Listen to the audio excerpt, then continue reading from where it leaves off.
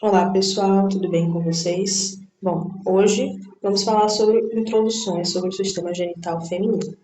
Nós temos aqui que os órgãos genitais externos são o monte da pube, ou pubis, geralmente nos, nos seres em desenvolvimento ainda, como as crianças, é chamado de pube, né, e no feto, e pubis, geralmente nos adultos. Os lábios maiores, os lábios menores, o bulbo do vestíbulo, que não será trabalhado em anatomia básica, o clitóris e as glândulas vestibulares maiores. Os órgãos genitais internos são os ovários, tubas uterinas, útero e vagina. Não será muito atentado na anatomia básica as glândulas vestibulares maiores, menores, o bulbo do vestíbulo. Mas isso é importante para se aprender e é trabalhado também no Atlas. Sobre as funções do sistema genital feminino. Nós temos a produção dos gametas femininos, haploides, que são os ovócitos. Eles são haploide, ou seja, N, porque eles vão se juntar com o N também do masculino, né, na hora da fecundação, para poder virar um indivíduo de 46 cromossomos de 2N, né? Então, 23 com 23, 46. Além disso, a manutenção do ovócito fertilizado durante seu desenvolvimento completo através da fase embrionária e fetal até o nascimento. Então, ele produz o gameta feminino, o ovócito ele é mantido e totalmente cuidado dentro do corpo através do sistema reprodutor. Além disso, esse sistema é muito importante na síntese e secreção de hormônios sexuais femininos, estrogênio e progesterona. É muito importante entender que sem o sistema reprodutor feminino, a mulher acaba vivendo precisando preencher o corpo de novo com esses hormônios. Os hormônios sexuais femininos, eles não são só responsáveis por questões de desenvolvimento de feto e menstruação. Eles regulam muitas coisas, como o humor, força muscular. Então, está muito relacionado também com questões, por exemplo, de depressão, de consumo de vitaminas, de questões cartilaginosas. Então, os hormônios, por incrível que pareça, apesar de não associarmos eles diretamente, por exemplo, ao bem-estar, eles estão relacionados com essas funções. Então, a predominância de estrogênio e progesterona estão nas mulheres, né? Apesar de que existem alguns alimentos até que eles conseguem facilitar ou não facilitar a produção desses hormônios. Mas não existe um alimento, por exemplo, eu já fui desmentido isso, dizendo que soja causava aumento da mama masculina, mas isso não é verdade. Então, claro que, por exemplo, o desenvolvimento de câncer, né, esse câncer de mama, né, e o desenvolvimento de outros tipos de cânceres vai ser beneficiado com alimentos que estimulam o estrogênio e progesterona no homem também, mas ele não vai desenvolver características femininas só pelo consumo desses alimentos, assim como a mulher também. Se ficar consumindo alimentos que estimulam a testosterona, como por exemplo brócolis, né, acaba estimulando bastante, ela não vai virar homem, ou não vai virar alguém com barba e etc. Então, aqui, ó, nós temos essa característica do ovócito. O ovócito vai ser esse gameta que vai ser produzido. Ele tem essas estruturas aqui. Uma membrana plasmática, um grânulo cortical, zona pelúcida e um citoplasma. Sobre o ovócito, nós vamos fazer algumas perguntas para poder ficar compreensível todo esse gameta especificamente do sistema reprodutor feminino. Então, o óvulo humano é, na verdade, um ovócito secundário, que tem forma esférica e é constituído por membrana plasmática, citoplasma e núcleo. Caracteriza. Bom, a membrana que envolve o óvulo, também chamada de membrana lipídica, é uma grossa camada de glicoproteínas aderidas à membrana plasmática ovular, muito conhecida como zona pelúcida. O ovócito apresenta uma camada de células mais externa, denominada de coluna radiada. Essa camada é formada por células foliculares que elas se tornam alongadas em contato com a zona pelúcida. Então aqui a gente consegue ver aqui na imagem que essa zona pelúcida acaba sendo essa membranazinha, ó. E a coluna radiada tem essas células que ficam alongadas quando estão em contato com a zona pelúcida. Então, essa zona pelúcida vai ser glicoproteínas, né, aderidas à membrana plasmática ovular, que a membrana plasmática ovular seria, por exemplo, essa que tá em rosinha, ó, tem um rosinha mais claro, e tem essa que é essa linha rosa escura, que tá circundando rosa claro, e tem essa que é mais em laranja, que é a zona pelúcida. Pronto, depois da zona pelúcida, tem a membrana plasmática do ovócito e mais internamente o citoplasma. No citoplasma, em contato íntimo com a membrana plasmática, encontram-se organelas especializadas, que recebem o nome de grânulos corticais. Quando o espermatozoide penetra no óvulo, os grânulos corticais se fundem na membrana, liberando suas enzimas, que alteram as glicoproteínas presentes no envoltório nuclear, destruindo a capacidade de ligar os espermatozoides. Com isso, nenhum outro espermatozoide tem condições de atravessar a zona pelúcida. Então, aqui, ó, os grânulos corticais são esses mini grânulos aqui, né, que estão dentro dessa membrana plasmática, e eles fazem com que outro espermatozoide não consiga entrar depois que o óvulo já é fecundado. Então, digamos, quando eu estava na barriga da minha mãe, eu acabei sendo fecundada e teve um momento que precisou haver esse bloqueio para não ter outro bebê entrando lá. Claro que esse sistema ele acaba não sendo assim completamente certo de que só um óvulo vai ser fecundado, porque existem gêmeos, trigêmeos e outras questões, né, que também são relacionadas a essa questão, mas os grânulos corticais, eles vão liberar essas enzimas para poder o envoltório ovular não ter mais a capacidade de se ligar a esses espermatozoides. E outro não vai conseguir atravessar o pelúcida depois que já for fecundado. Então, eles não têm essa função. Pode ser que não, essa função não seja completamente realizada, mas a função deles é realmente falar assim, sinalizar para o corpo, olha, já entrou uma aqui, foi fecundada. Então, o corpo precisa saber depois dessa informação. E encerramos aqui a nossa aula. Vamos para o próximo tema no próximo vídeo, que são as bases para o entendimento da menstruação. Pessoal, vamos aqui para a nossa aula de bases para o entendimento da menstruação no sistema genital feminino. Então, aqui, vamos começar com a primeira pergunta. Defina folículo ovariano e descreva seus componentes principais em termos histológicos e funcionais. Aqui a gente não vai focar tanto na histologia, mas, ó, conseguimos ver aqui, ó, que a gente tem uma evolução dos folículos, eles acabam se desenvolvendo bastante, a gente vai ver isso. Então, o folículo é a estrutura do ovário que abriga o ovócito, que é a célula que pode virar um óvulo. É importante que a gente acabe tendo essa questão, pode ser ócito, que é um ovócito, óvulo, que já é ele fecundado mesmo, já é ele que vai virar um ser, né, porque teve esse encontro com o espermatozoide, né? Então, a estrutura do folículo vai proteger e nutrir o ovócito enquanto ele amadurece até o momento da ovulação. Aí eu acho que eu nem coloquei a foto aqui.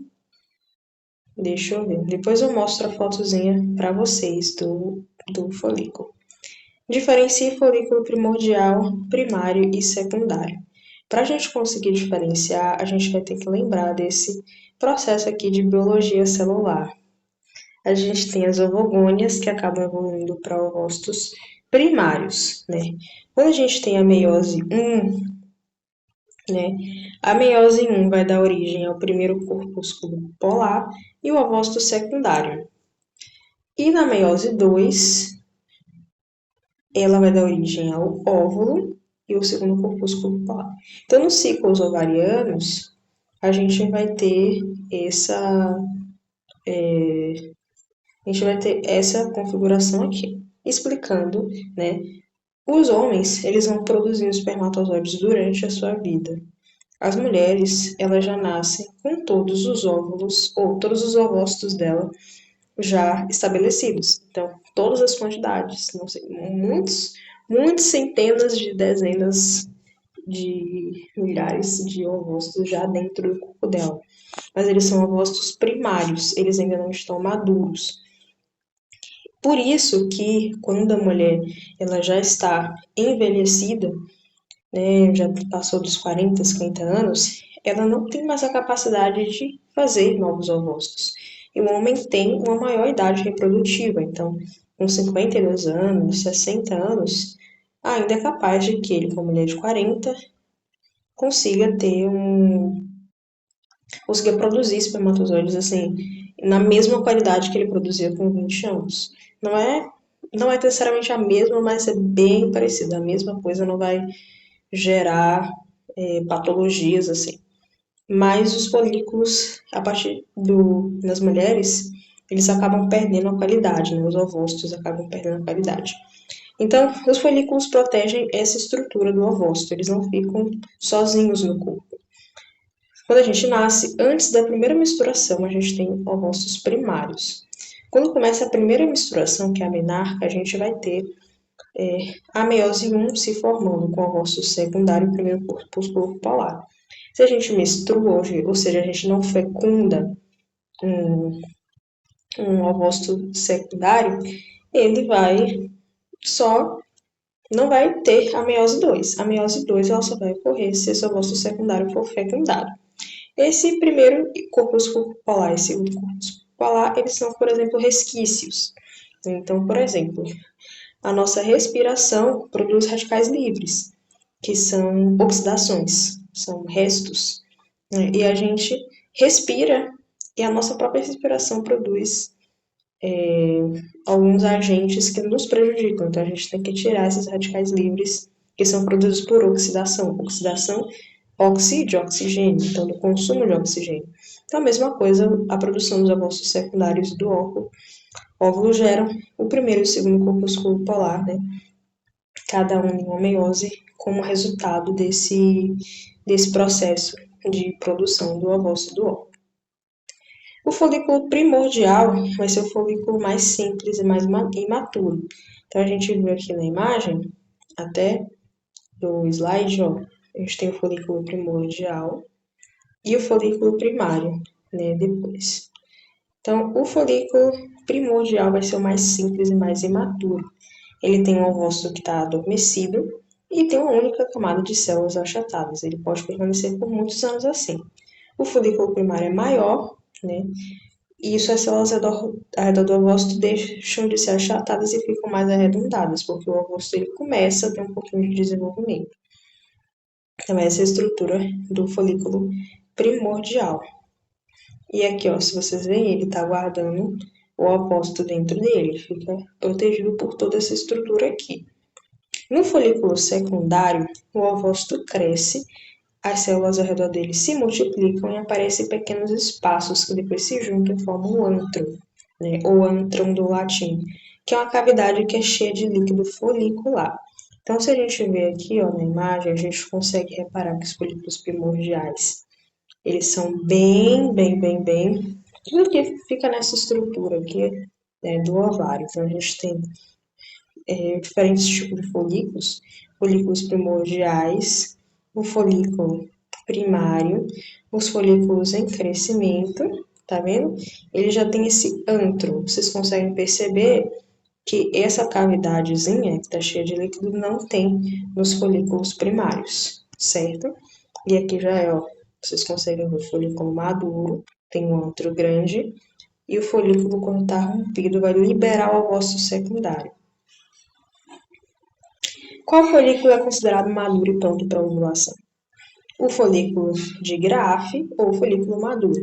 Ele tem um grande antro, né? O ovócito fica preso por um cabo de células chamado cúmulo óforo e está prestes a romper para liberar o ovócito quando necessário.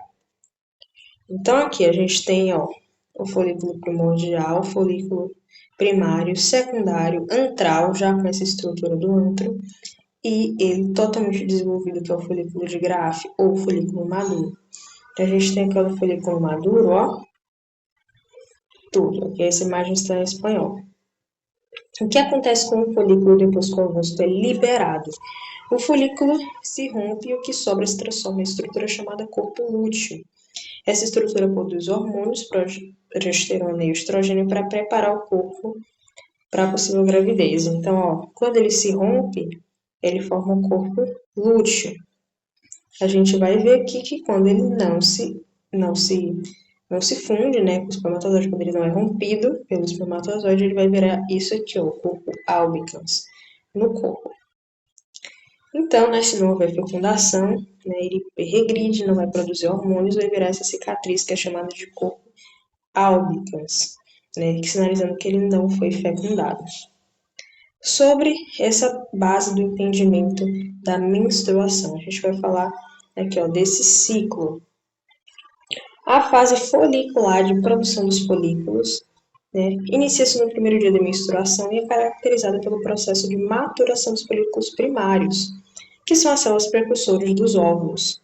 Então, por isso que é muito importante entender esse processo para conseguir entender o nome das fases, né, gravar o nome das fases. Então, se inicia basicamente no sexto dia do ciclo. E esse processo vai ocorrer sob influência dos hormônios da glândula hipófise. Posteriormente, né, quando a gente está na fase ovulatória, né, no 12º dia a 16º dia do ciclo, a gente vai ter que os folículos maduros vão se romper e dar origem ao processo de ovulação. Então, a mulher, quando ela está produzindo aquele líquido, aquela secreção branca de ovulação, quer dizer que a gente tem uma grande quantidade de conteúdo que pode ter contato com o espermatozoide e fecundar. Então, quando a gente não tem contato, né, com a camisinha durante o processo, se o genital masculino ter contato com esse líquido, ou até, mais assim, mais provável contato com esse líquido, da mulher, pode haver o processo de gravidez. Então, é muito importante que use camisinha, porque ela tem uma grande proteção. Mesmo que haja uma pequena possibilidade bem baixa de romper, se a pessoa não tiver cuidado, elas ainda protegem muito desse processo de gravidez. À medida que os óvulos maduros vão sendo liberados nesse líquido branco que a mulher produz na ovulação, eles podem ser captados pelas fímbrias da trompa de Falópio, né, que estão aqui presentes e podem ocorrer nesse local aqui, ó, daqui, ó, especificamente esse local aqui, ó, do corpo feminino, a fecundação. Na fase lútea, a gente vai ter aqui, ó, lembra da questão do corpo lúteo? Então, a caracterização da transformação dos folículos em corpo lúteo, né? Que vai produzir grandes quantidades de estrogênio e progesterona que vão estimular alterações no endométrio, preparando para receber o óvulo fertilizado. O que geralmente acontece é que esse óvulo não é fertilizado. Então, num espaço de 28 dias a 30 dias, geralmente que é um mês, a cada um mês, a gente vai ter a menstruação, né?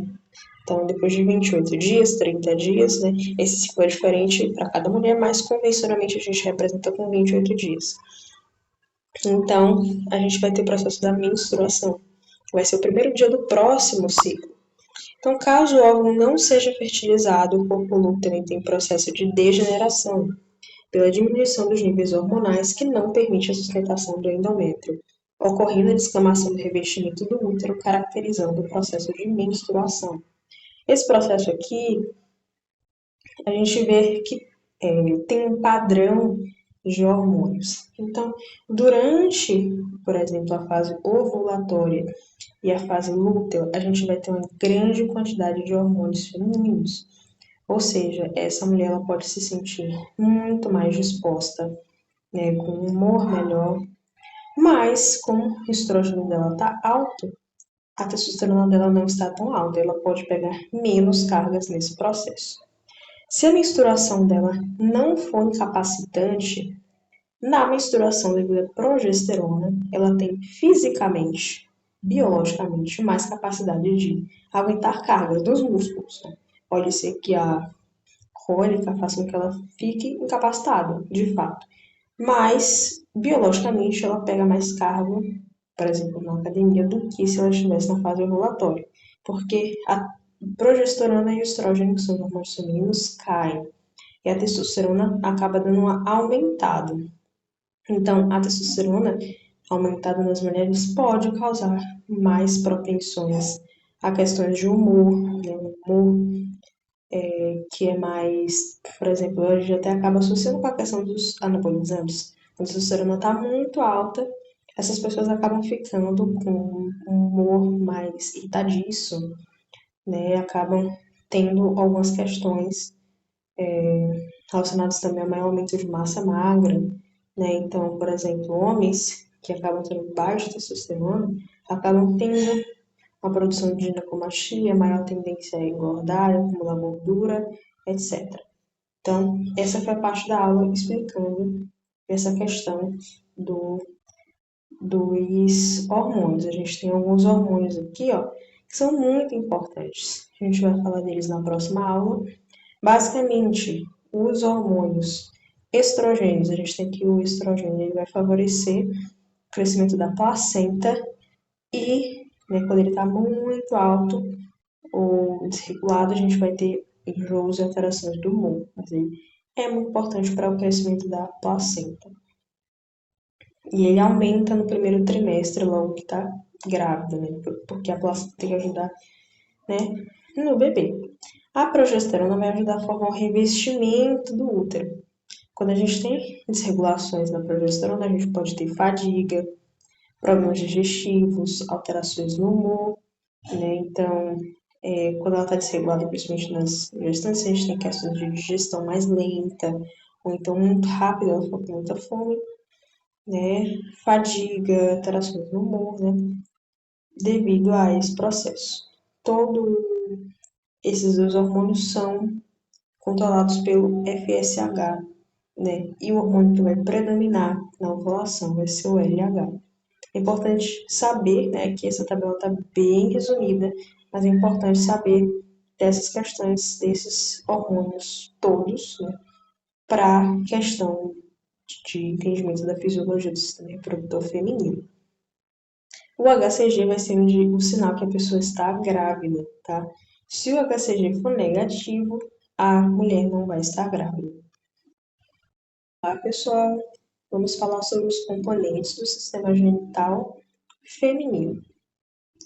Aqui a gente pode começar que internamente, ó, a gente tem o útero.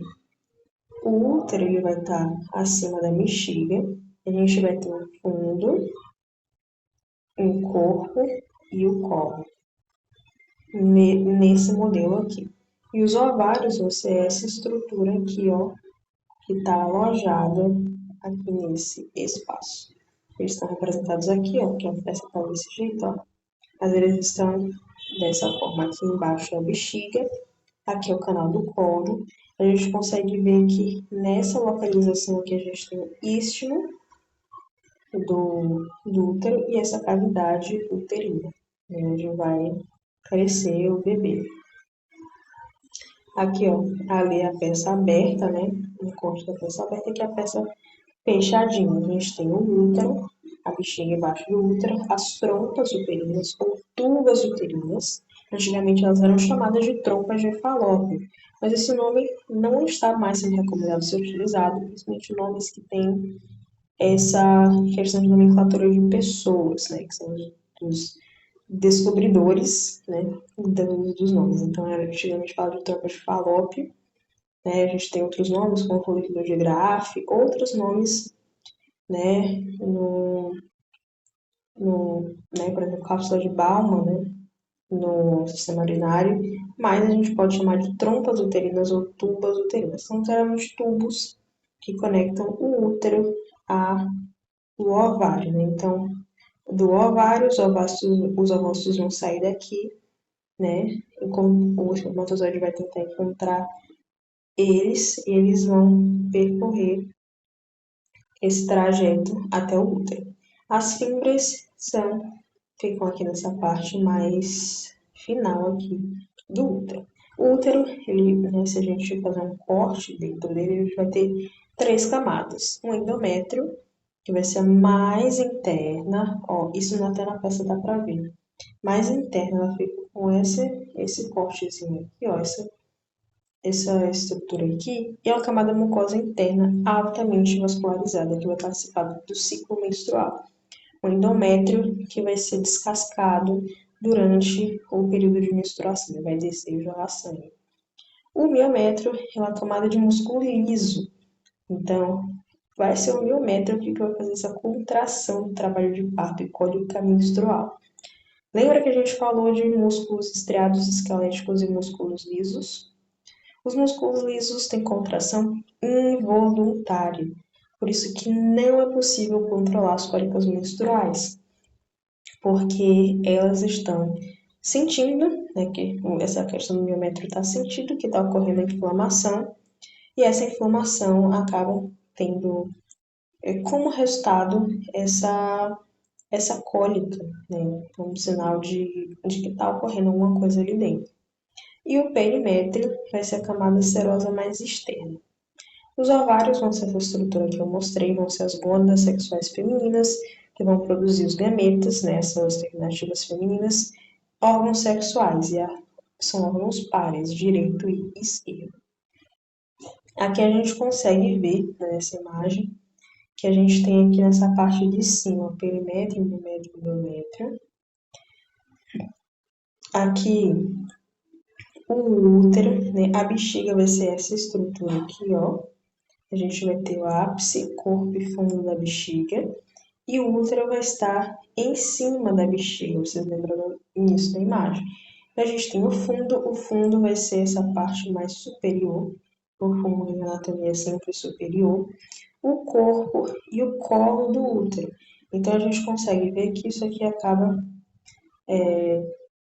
estando bem relacionado com a imagem aqui, ó. É porque essa imagem está numa posição que não dá para ver, mas se a gente visse realmente o fundo ia ser o mais superior, né? O corpo, essa parte lateral, e o colo do útero vai ser, ó, o colo aqui, ó, tá vendo? Canal do colo, essa parte mais final.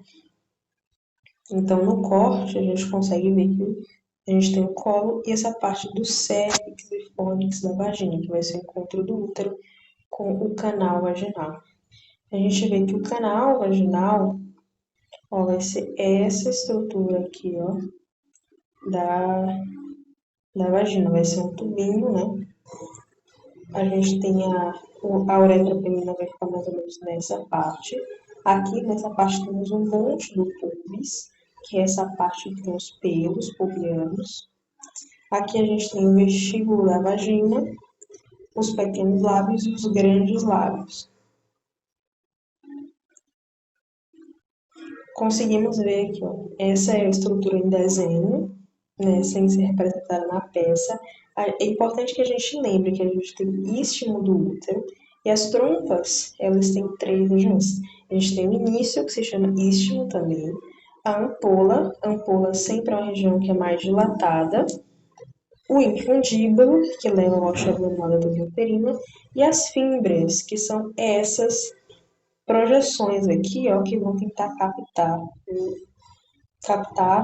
né, fazer essa captação aí para poder acontecer a fecundação. A gente tem alguns ligamentos e outras estruturas que estão relacionadas ao sistema reprodutor feminino de modo mais avançado. É aqui o colo do útero, né, os ovários, com vários vasos que estão inervando essa região. Aqui, ó, a gente tem os ovários, as trompas, né, o cérvix e a vagina, tá? Aqui, internamente, a gente tem o clitóris, ele vai estar um pouquinho acima aqui, os grandes lábios, que são essa parte que são mais coberta de tecido adiposo, ó, e pele, os pequenos lábios, eles internamente já não têm muito tecido adiposo, são bem mucosos, porque eles têm as glândulas de Bartolini, que vão fazer essa questão do da lubrificação. Na abertura vaginal aqui dentro dos pequenos lábios, a gente vai ter o canal da vagina em si. Então, a vagina, ela é bem interna. Então, tudo que a gente está vendo aqui do lado de fora é a vulva, que faz parte do pudendo feminino. Isso aqui é a parte da vulva em si. Não é a vagina. A vagina é o canal mais lá dentro. E aqui é a uretra, tá? A uretra vai ser essa parte e aqui por cima a parte do clitóris, que vai ser a parte excitável do corpo. Então, ó, temos um freno, aqui o prepúcio do clitóris, a glande do clitóris, que vai ser glande sempre relacionada a algo que é excitável, que pode gerar orgasmos. Então, temos aqui o vestíbulo entre as glândulas menores, que é essa parte que reveste, né? O vestíbulo sempre tem uma parte que reveste. O ímen, a abertura da vagina, todas aqui fazendo partes, né? E as aberturas dos ductos da glândula vestibular, maior no caso.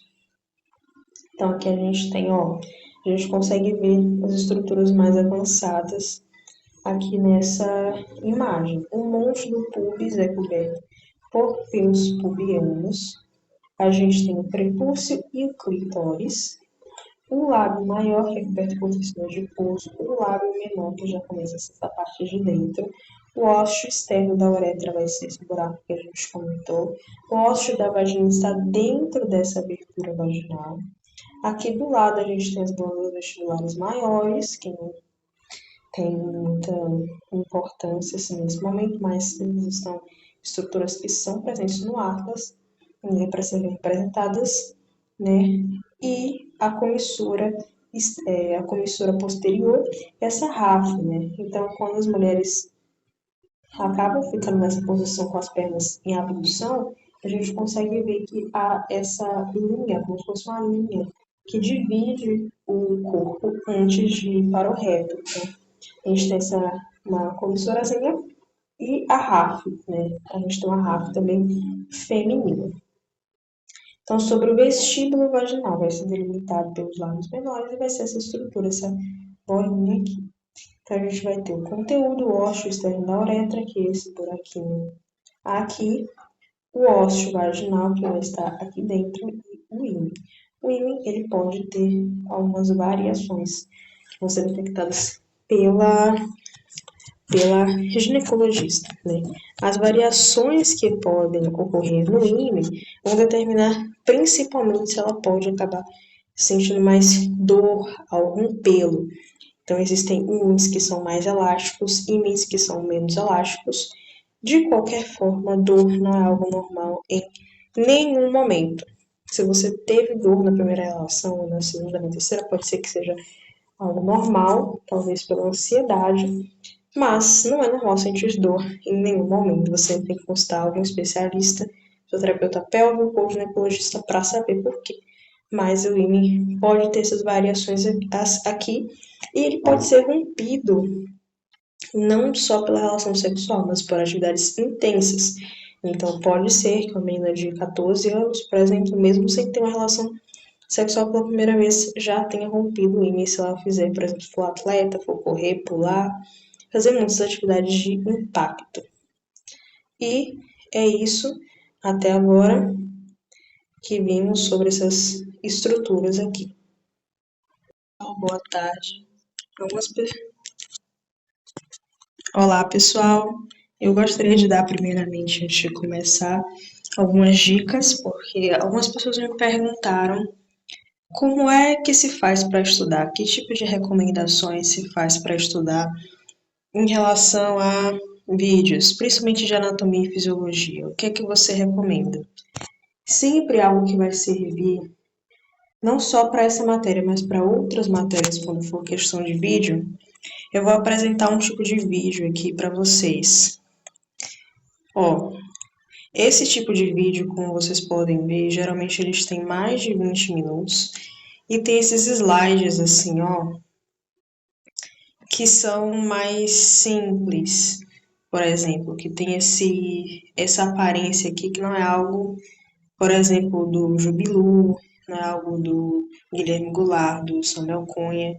Então, geralmente, esses tipos de vídeos aqui, ó, que estão dentro dessa categoria, eles são os melhores para poder ensinar alguma coisa. Ó, aqui de outros conteúdos, biologia genética aplicada, tá vendo? Eles têm essa estrutura aqui.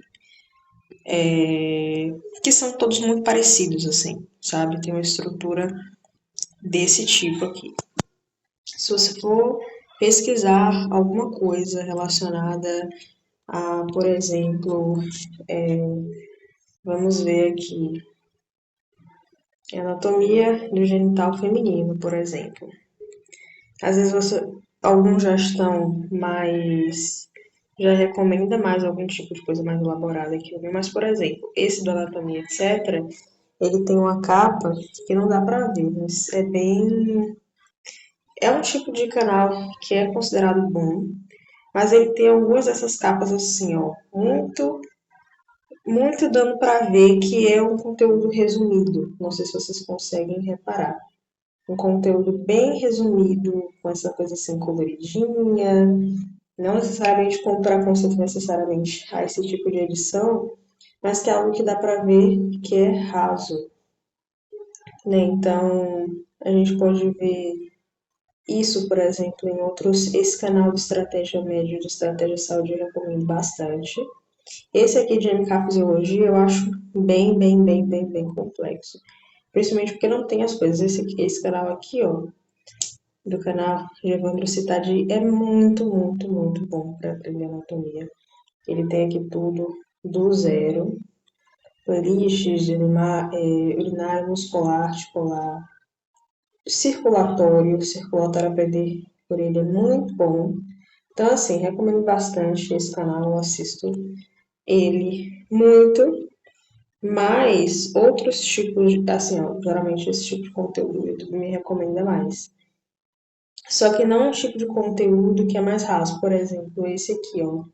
Não estou fazendo necessariamente algo que seja contra esse professor.